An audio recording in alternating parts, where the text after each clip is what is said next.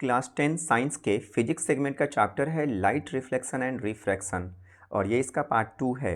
Previous session में हमने discuss किया था लाइट को, law of reflection and types of reflection, specular and diffused. आज की क्लास में हम समझने वाले हैं मिरर को, यानी बात करेंगे हम मिरर की। टाइप्स ऑफ मिरर यानी plane mirror, concave mirror, convex mirror, image formation by plane mirror, real और वर्चुअल इमेज के बीच के डिफरेंस को समझेंगे और साथ में स्फेरिकल मिरर के जो इम्पोर्टेंट टर्म्स हैं उसे भी हम आज समझने वाले हैं। अभिवादन स्वीकार करें एम.एच. रब्बानी का विद्या दृष्टि के इस मंच से। देखिए, इस चैप्टर के अंदर बेसिकली हमें लाइट के दो इम्पॉर्टेंट फिनोमेना को समझना है। एक है रिफ्लेक्शन और दूसरा है रिफ्रैक्शन। तो अभी जो मिरर की हम बात करने वाले हैं, मिरर जो है बेसिकली ये रिफ्लेक्शन से जुड़ा हुआ है।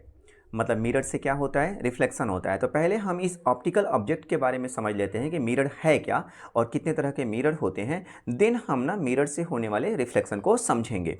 ठीक है, देखिए मिरर जो है ना इसका जो रिफ्लेक्टिंग सरफेस होता है वो कैसा होता है, शाइनी और पॉलिश्ड होता है। और ये क्या करता है, तो इस पे जो भी लाइट पड़ता है ना वो सारे के सारे लाइट को ये रिफ्लेक्ट कर देता है। अगर मैं फिर से आपको ये बात समझाऊं तो मैं ये कहना चाह रहा हूँ कि मिरर का एक रिफ्लेक्टिंग सरफेस होता है और वो सरफेस कैसा होता है, शाइनी और पॉलिश्ड होता है। और ये क्या करता है, इस सरफेस पर जो भी लाइट इंसिडेंट होते हैं ना उन सारे लाइट को ये रिफ्लेक्ट कर देता है। तो ऐसे ऑप्टिकल ऑब्जेक्ट को हम क्या बोल रहे हैं, मिरर बोल रहे हैं। अब मिरर जो है ना मेनली दो तरह के होते हैं, प्लेन मिरर और स्फेरिकल मिरर। तो पहले हम प्लेन मिरर की बात करते हैं। देखिए प्लेन मिरर जो है ना इसका जो रिफ्लेक्टिंग सरफेस होगा वो होता है स्ट्रेट और फ्लैट। ठीक है, मतलब कि रिफ्लेक्टिंग सरफेस पे ही डिपेंड करता है कि उसे आप प्लेन कहोगे या स्फेरिकल कहोगे। तो प्लेन का रिफ्लेक्टिंग सरफेस कैसा है, स्ट्रेट है और फ्लैट है। और जबकि स्फेरिकल का जो रिफ्लेक्टिंग सरफेस होगा ना वो कर्व्ड होगा। ठीक है, तो अभी ना हम प्लेन मिरर से बनने वाले इमेज की ना प्रॉपर्टी को देखते हैं कि प्लेन मिरर से बनने वाले इमेज की क्या प्रॉपर्टी है। इसको ना एक डायग्राम से भी मैं आगे आपको समझाऊंगा, बट पहले हम थ्योरेटिकली देख लेते हैं कि प्लेन मिरर से जो इमेज बनता है उस इमेज की क्या प्रॉपर्टी है। तो देखिए पहली प्रॉपर्टी को समझते हैं। प्लेन मिरर से बनने वाला इमेज हमेशा वर्चुअल और इरेक्ट होगा। वर्चुअल और इरेक्ट, इरेक्ट मतलब सीधा होगा और वर्चुअल का मतलब हुआ काल्पनिक होगा। इमेज का जो साइज होगा ना, साइज, वो साइज बिल्कुल इक्वल होगा किसके, ऑब्जेक्ट के। और इमेज की अगर हम डिस्टेंस की बात करें तो इमेज जो है ना मिरर के बिहाइंड बनेगा, यानी मिरर के बैक साइड में बनेगा, पीछे की ओर बनेगा।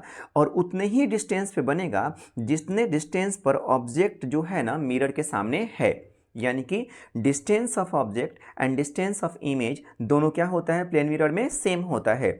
और एक और स्पेसिफिक प्रॉपर्टी जो है प्लेन मिरर में देखने को मिलती है और वो ये होता है कि इमेज जो बनता है ना वो लेटरल इन्वर्टेड होता है। लेटरल इन्वर्टेड का मतलब क्या हुआ कि इमेज का बायां भाग जो है ना दाएं दिखाई देगा और दायां भाग हमें बाएं दिखाई देगा। इस चीज़ को ना मैं आपको ना एक डायग्राम से समझाता हूँ। देखिए अगर आप यहाँ पे नोटिस करें तो ये जो हमारा ऑब्जेक्ट है ना, इस ऑब्जेक्ट से रेज आती हैं, ठीक है, और वो आकर इस प्लेन मिरर से टकरा रही हैं और टकराने के बाद कहाँ जा रही हैं, तो टकराने के बाद हमारी आंखों तक पहुँच रही हैं। तो अब इसका जो इमेज बन रहा है वो इमेज देखिए कहाँ बन रहा है। अब आप नोटिस कीजिए जितना डिस्टेंस है ना ऑब्जेक्ट का प्लेन मिरर से उतने ही डिस्टेंस पर क्या है, इमेज है। और सेकंड थिंग नोटिस कीजिए, आप अगर ध्यान से नोटिस करें इसे तो देखिए यहाँ पे आपको दिख रहा है ये राइट साइड में है और यहाँ पे क्या आ गया, लेफ्ट साइड में आ गया। तो ये है लेटरल इन्वर्जन, यानी कि राइट का जो पार्ट है वो लेफ्ट में दिखेगा, लेफ्ट का जो पार्ट है वो राइट में दिखेगा। और आप ऑब्जेक्ट की हाइट को देखिए, साइज की, और इमेज की साइज को देखिए, दोनों क्या है, सेम है। तो इस डायग्राम से भी आप इसे समझ सकते हैं। ये मान लीजिए हमारा ऑब्जेक्ट है, तो अब ये ऑब्जेक्ट से जाने वाली क्या है, इंसिडेंट रे, सीधे गई और वापस आ जा रही है। और ये इंसिडेंट रे ऐसे जा रही है और ये ऐसे वापस आ रही है। अब इनको हमने क्या किया, इमेजिनरी तौर पे पीछे की तरफ बढ़ाया है, तो ये एक दूसरे को यहाँ पर आकर कट कर रही हैं। तो ये बन रहा है इमेज। तो अगर आप नोटिस करें इमेज और ऑब्जेक्ट दोनों क्या हैं, सेम साइज के हैं। और डिस्टेंस आप नोटिस कीजिए, ऑब्जेक्ट का डिस्टेंस और इमेज का डिस्टेंस क्या है, दोनों सेम है। क्लियर है। जैसे आप यहाँ देखिए, ये आपको रेड लिखा हुआ दिख रहा है और यहाँ पे रेड लिखा हुआ दिख रहा है, आप क्या समझ पा रहे हैं, ये लैटरल इन्वर्जन है। देखिए लेफ्ट में आर है ना, और उधर कहाँ चला गया है, राइट में चला गया है। और यहाँ पे डी कहाँ पे है, राइट साइड में है, और इधर कहाँ आ गया है, लेफ्ट में आ गया है। तो आपने बेसिकली क्या समझा, प्लेन मिरर के अंदर 3-4 प्रॉपर्टी आपको ख्याल करना है। नंबर 1 क्या, ऑब्जेक्ट का साइज और इमेज का साइज क्या होगा, सेम होगा। नंबर 2 आपको क्या ख्याल रखना है, डिस्टेंस ऑफ ऑब्जेक्ट और डिस्टेंस ऑफ इमेज क्या हो रहा है, सेम हो रहा है। ठीक है। और नंबर 3 आपको क्या ख्याल रखना है कि जो इमेज है कहाँ बन रहा है, बैक साइड बन रहा है, बैक साइड द मिरर बन रहा है। और बैक साइड इमेज जो बनता है उसे हम क्या बोलते हैं, वर्चुअल बोलते हैं। तो वर्चुअल है और इरेक्ट है, यानी सीधा इमेज बन रहा है। ठीक है। और एक चीज़ और आप ख्याल कर सकते हैं क्या, तो जो लेफ्ट साइड की चीज़ें हैं वो कहाँ दिखेंगी, हमें राइट साइड में दिखेगी। आई होप आपको समझ में आ गया होगा। अब देखिए प्लेन मिरर के बाद दूसरा जो मिरर है हमारे पास वो है स्फेरिकल मिरर। अब स्फेरिकल मिरर में क्या होगा कि इसका जो रिफ्लेक्टिंग सरफेस होगा ना वो कर्व्ड होगा। अब ये कर्व जो रिफ्लेक्टिंग सरफेस है ना, ये अंदर की ओर इनवर्ड भी हो सकता है और आउटवर्ड भी हो सकता है। तो इनके ना कर्वेचर के बेस पर, यानी कि इनका जो कर्व रिफ्लेक्टिंग सरफेस है वो अंदर की ओर है या बाहर की ओर है, इसके बेस पर ना स्फेरिकल मिरर जो हैं वो दो तरह के होते हैं। पहला है कनकेव और दूसरा क्या होता है, कन्वेक्स। तो पहले हम कनकेव को समझते हैं। कनकेव मिरर जो है ना, इसका जो रिफ्लेक्टिंग सरफेस होगा वो क्या होगा, उसका कर्व जो होगा अंदर की ओर होगा, इनवर्ड होगा। और ये जनरली क्या करता है, तो ये बीम ऑफ लाइट को ना कन्वर्ज कर देता है, बीम ऑफ लाइट को कन्वर्ज कर देगा। और इसीलिए हम इसे क्या बोलते हैं, कन्वर्जेंट मिरर बोलते हैं। अब एक चीज़ आप ख्याल करो, यहाँ पे मैंने एक टर्म इस्तेमाल किया है, बीम ऑफ लाइट। तो बीम ऑफ लाइट का मतलब क्या होता है, जब कई सारे रेज आते हैं ना, तो ग्रुप ऑफ रेज को हम क्या बोलते हैं, बीम ऑफ लाइट बोलते हैं। तो आपने क्या समझा कि कनकेव मिरर क्या करता है, तो ये रिफ्लेक्शन के बाद क्या करेगा, जो बीम ऑफ लाइट इसमें इंसिडेंट हुई थी ना, उनको ये क्या करेगा, कन्वर्ज कर देगा। और इसीलिए हम इसे क्या करते हैं, इसे हम कन्वर्जेंट मिरर कहते हैं। कॉन्वेक्स मिरर की बात करें तो इसका रिफ्लेक्टिंग सरफेस कैसा होगा, तो इसका जो कर्व होगा ना वो आउटवर्ड होगा, बाहर की तरफ निकला होगा। और ये क्या करता है, तो ये रिफ्लेक्शन के बाद ना जो भी रेज आ रही हैं उनको क्या करता है, डाइवर्स कर देता है। डाइवर्स करने का मतलब होता है फैलाना, तो ये क्या करता है, फैला देता है। और इसीलिए हम इसे क्या बोलेंगे, डाइवर्जेंट मिरर कहेंगे। ठीक है। आप यहाँ पे देख सकते हैं, ये हमारा कनकेव मिरर है और ये कन्वेक्स है। कनकेव में देखिए इस साइड जो आपको ये दिख रहा है ना, ठीक है, ये क्या है, पॉलिश सरफेस है। और ये जो एरिया आपको दिख रहा है इधर, ये क्या है, रिफ्लेक्टिंग सरफेस है। तो इसका रिफ्लेक्टिंग सरफेस आपको क्या दिख रहा है, इनवर्ड कर्व है ना। और इसका देखिए रिफ्लेक्टिंग सरफेस ये कैसा है, इसका कर्व कैसा है, आउटवर्ड है, बाहर की तरफ है। तो आप ना पहचानने के लिए ख्याल रखें कि कनकेव मिरर जो है ना वो कैसा दिखता है, तो वो आपको ना गुफा की तरह दिखेगा, केव की तरह। कनकेव में आप ना ये केव ख्याल रखिए, गुफा की तरह दिख रहा है। और कन्वेक्स जो है ना, इसका जो रिफ्लेक्टिंग सरफेस है वो कहाँ है, बाहर की ओर निकला हुआ है। अच्छा, अभी ना हमने एक टर्म इस्तेमाल किया कनकेव के लिए, हमने टर्म इस्तेमाल किया कन्वर्जेंट मिरर। ठीक है। और कन्वेक्स के लिए हमने इस्तेमाल किया डाइवर्जेंट मिरर। इसका मतलब क्या होता है, फिर से आप समझिए। कन्वर्जेंट का मतलब क्या हुआ कि जो रे ऑफ लाइट इस मिरर पे इंसिडेंट होगा ना कनकेव पर, तो वो रिफ्लेक्शन के बाद क्या होंगे, कन्वर्ज होंगे, यानी इकट्ठा होंगे, एक जगह मिलेंगे। और डाइवर्जेंट मिरर का मतलब हुआ कि जो कन्वेक्स मिरर है ना, इस पर जो भी रे ऑफ लाइट इंसिडेंट होंगी तो वो रिफ्लेक्शन के बाद ना एक दूसरे से मिलेंगी नहीं, बल्कि वो डाइवर्ज होंगी, फैलेंगी। इसे आप इस यहाँ पे डायग्राम से भी समझ सकते हैं। आप इस डायग्राम को नोटिस कीजिए, कनकेव है। ठीक है। आप क्या नोटिस कर रहे हैं, ये जो रे ऑफ लाइट इस पे क्या हो रहा है, इंसिडेंट हो रहा है। और रिफ्लेक्शन के बाद ये कहाँ आ रहा है, फोकस से होकर जा रहा है। मैं अगर एक और रे ऑफ लाइट यहाँ से अगर मैं इंसिडेंट कर दूँ तो ये भी रिफ्लेक्शन के बाद कहाँ, ऐसे जाएगा। तो आप क्या देख रहे हैं, सारे लाइट्स जो है ना रिफ्लेक्शन के बाद एक जगह क्या हो रहे हैं, कन्वर्ज हो रहे हैं। और इसीलिए हम इसे क्या कहेंगे, कन्वर्जिंग मिरर कहेंगे। तो आप ख्याल रखिएगा, जब हमें छोटे से एरिया को देखना है ना, जब हमें कहीं पर फोकस करना है, तो वहाँ पे हम कौन से मिरर का इस्तेमाल करेंगे, कनकेव का इस्तेमाल करेंगे। ठीक है। और आप अब इस इमेज को देखिए, यहां नोटिस कीजिए, ये कन्वेक्स मिरर है। आप क्या नोटिस कर रहे हैं, ये जो रे ऑफ लाइट आ रही है, ये इससे रिफ्लेक्ट होने के बाद क्या हो रही है, इस डायरेक्शन में चली जा रही है।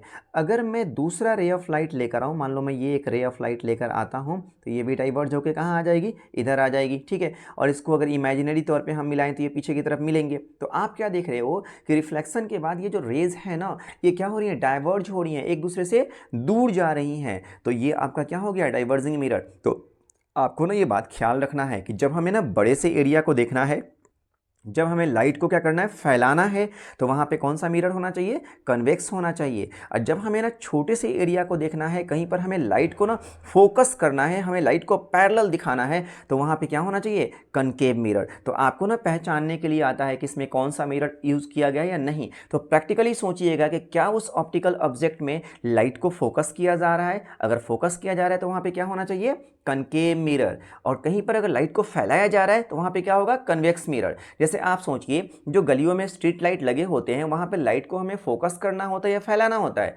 फैलाना होता है। तो वहाँ पे कौन सा मिरर होना चाहिए, कन्वेक्स, क्योंकि कन्वेक्स ही क्या होता है, डाइवर्जेंट मिरर होता है, ठीक है।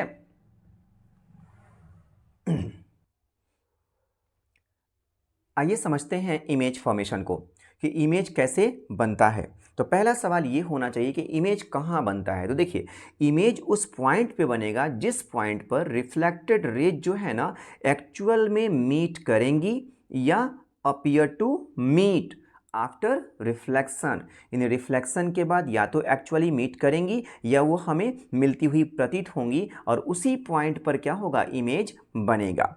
अब इमेज जो है ना, दो तरह के बनते हैं, एक होता है रियल और दूसरा क्या है, वर्चुअल। अभी देखिए यहाँ पे ना दो शब्द इस्तेमाल किया गया है, ध्यान दीजिए। जो रिफ्लेक्टेड रेज है, एक्चुअली मीट, तो जब रिफ्लेक्टेड रेज ना एक्चुअल में मिलेंगी तो इमेज कैसा बनेगा, रियल बनेगा। और when it appear to meet, मतलब मिलेंगे नहीं एक्चुअल में, इमेजिनरी तौर पर हम क्या करेंगे, उन रेज को मिलाएंगे, तो उस केस में जो इमेज बनेगा ना, वो क्या होगा, वर्चुअल इमेज होगा या इमेजिनरी इमेज होगा। इस बात को आप समझ पाए। अच्छा, यहाँ पे ना एक मिरर दिख रहा है, ठीक है। आप लोग ना कमेंट में बताएं फटाफट कि ये मिरर जो है कनकेव है या कन्वेक्स है, फटाफट आप कमेंट करें।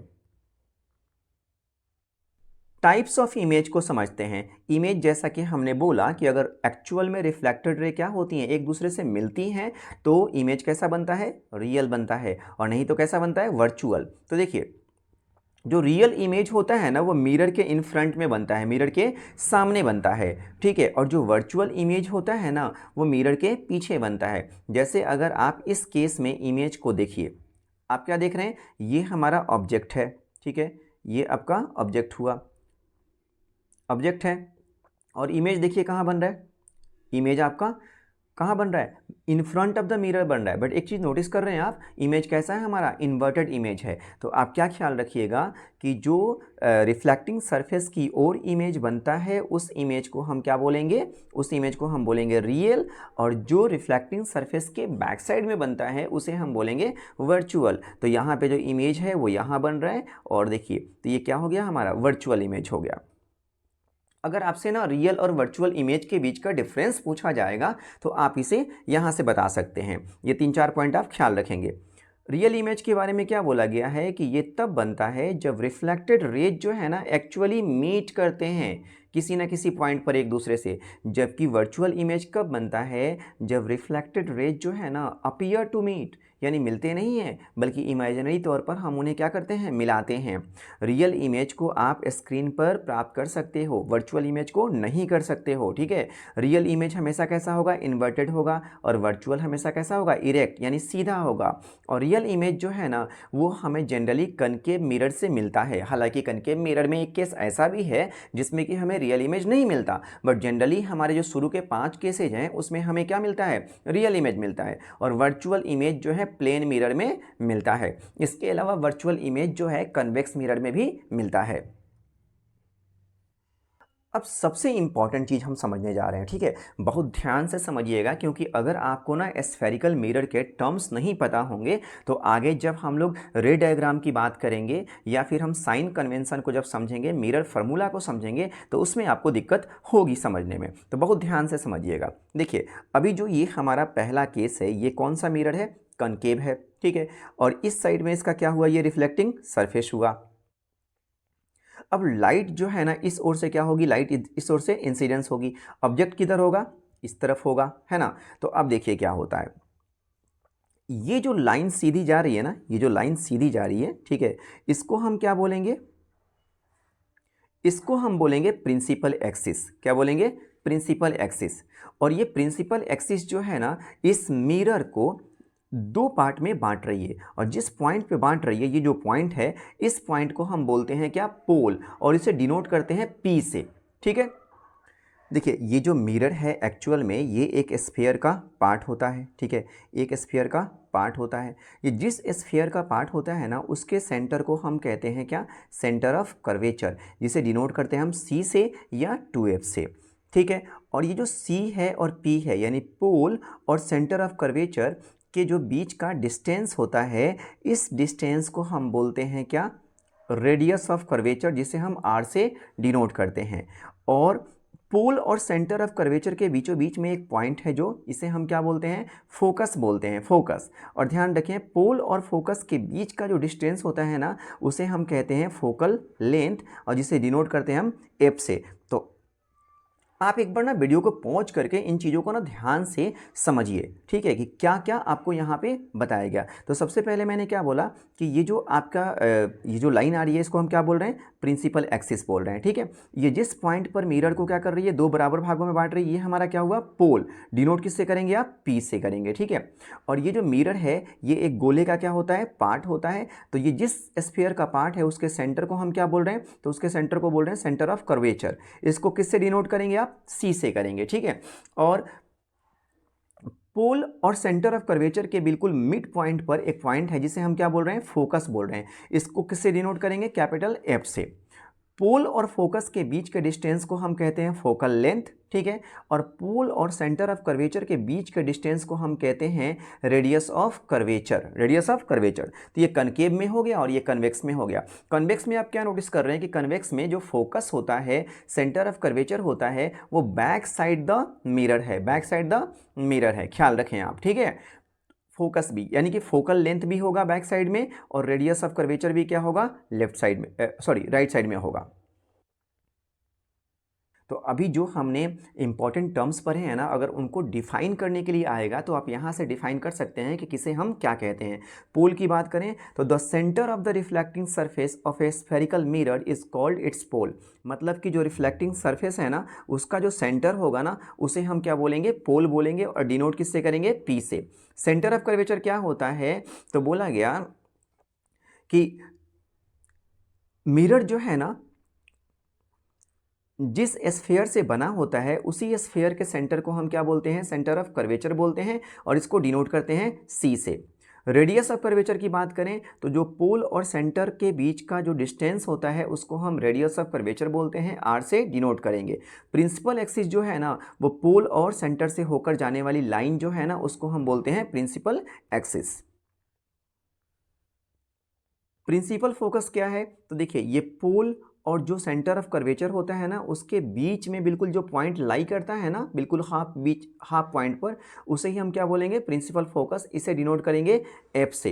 एक्चुअल में होता क्या है कि जो इंसिडेंट रेज पैरेलल आती है ना प्रिंसिपल एक्सिस के, ठीक है, वो रिफ्लेक्शन के बाद कनकेव मिरर में क्या होती हैं, एफ पर यानी कि फोकस पर आकर मिलती हैं। ठीक है, और कन्वेक्स में ना मिलती हुई प्रतीत होती हैं। अपर्चर की बात करें तो the diameter of the reflecting surface of a spherical mirror is called aperture. यानी कि जो रिफ्लेक्टिंग सरफेस का डायमीटर होता है ना उसी को हम क्या बोलते हैं, अपर्चर बोलते हैं। आपको अगर फोकल लेंथ डिफाइन करने को आए तो आप फोकल लेंथ को डिफाइन जब भी करें तो आप, या फोकस को डिफाइन करने को आए तो आप ये डायग्राम जरूर बनाएं। फोकल लेंथ हम किसे कहेंगे, तो बोला गया है कि the distance between pole of the mirror and the focal point of a mirror. यानी कि पोल और जो फोकल पॉइंट है ना उसके बीच का जो डिस्टेंस होगा उसे हम क्या बोलेंगे, फोकल लेंथ बोलेंगे, और इसे डिनोट किससे करेंगे, स्मॉल एफ से करेंगे। जैसे यहाँ पे कनकेव मिरर है देखिए, और ये हमारा क्या हो गया, तो ये हमारा हो गया प्रिंसिपल एक्सिस। और ये जो रेज हैं वो कैसे आ रही हैं, पैरेलल आ रही हैं। तो ये रिफ्लेक्शन के बाद देख रहे हैं जिस पॉइंट से होकर जा रही हैं उसी पॉइंट को हम क्या कह रहे हैं, फोकस कह रहे हैं, और फोकस और पोल के बीच के डिस्टेंस को हम क्या कह रहे हैं, फोकल लेंथ कह रहे हैं। अगर आप कन्वेक्स के अंदर देखना चाहें तो यहाँ पे क्या देख रहे हैं कि ये आपका हो गया क्या, प्रिंसिपल एक्सिस, और ये रेज जो इंसिडेंट हो रही हैं ये रिफ्लेक्शन के बाद क्या हो रही हैं, डाइवर्ज हो रही हैं, ये एक दूसरे से मिल नहीं रही हैं, ये डाइवर्ज हो रही हैं। तो इमेजिनरी तौर पे हमने इनको पीछे की तरफ क्या किया है, मिलाया। तो जिस पॉइंट पर ये मिल रही हैं वो हमारा क्या हो गया, फोकस, और पोल और फोकस के बीच का डिस्टेंस क्या होगा, फोकल लेंथ होगा। आज की क्लास में जो भी हमने डिस्कस किया आई होप आपको समझ में आई होंगी। इस क्लास से रिलेटेड कोई भी डाउट है तो आप ज़रूर हमें कमेंट सेक्शन में पूछें। इसके अलावा मैं आपको बता दूं कि अगर आप क्लास 10th के फिजिक्स के अलावा केमिस्ट्री, बायोलॉजी या फिर सोशल स्टडी और इंग्लिश के वीडियो देखना चाहते हैं तो आप प्लेलिस्ट में जाएं। प्लेलिस्ट में आपको डिफरेंट सब्जेक्ट के वीडियो भी अवेलेबल हो जाएंगे। जाते जाते मैं आपको बता दूं कि अगली क्लास में हम क्या डिस्कस करने वाले हैं। अगली क्लास काफ़ी इंपॉर्टेंट होने वाली है क्योंकि अगली क्लास में हम बात करेंगे रे डायग्राम की। क्योंकि रे डायग्राम अगर आपको नहीं आएगा तो आप इमेज फॉर्मेशन नहीं कर पाइएगा, क्योंकि आपको क्वेश्चन दिया जाता है, आपको ना कंडीशन दे दिया जाएगा और बोला जाएगा इसके लिए आप क्या करें, रे डायग्राम ड्रॉ करें। तो अगली क्लास में पूरी की पूरी जो अगली क्लास है ना, टोटली केवल हम बात करेंगे रे डायग्राम पर। तब तक के लिए पढ़ते रहिए, व्यस्त रहिए और मस्त रहिए।